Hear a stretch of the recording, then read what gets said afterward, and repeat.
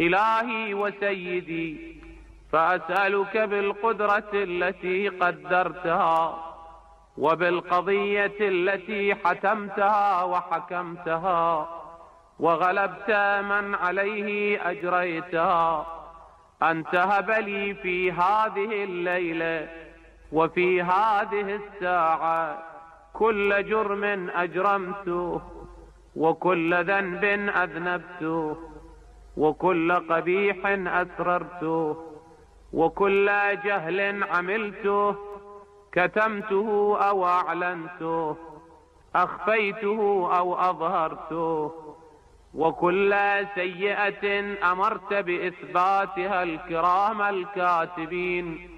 الذين وكلتهم بحفظ ما يكون مني، وجعلتهم شهودا علي مع جوارحي، وكنت أنت الرقيب علي من ورائهم والشاهد لما خفي عنهم، وبرحمتك أخفيته وبفضلك سترته، وأن توفر حظي من كل خير أنزلته، أو إحسان فضلته، أو بر نشرته،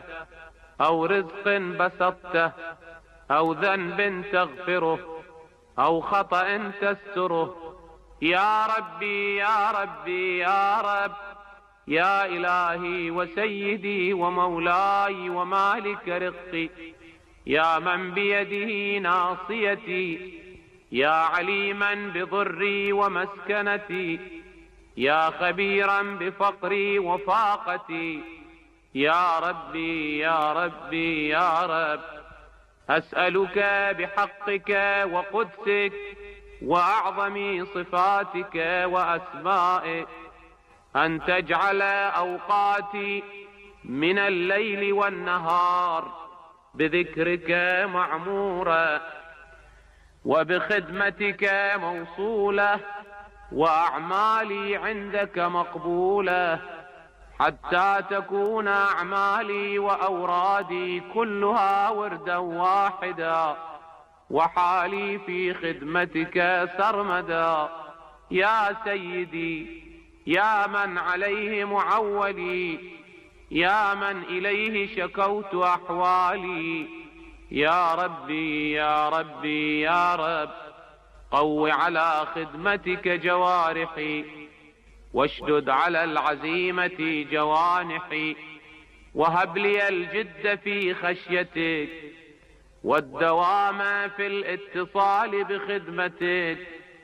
حتى أسرح إليك في ميادين السابقين،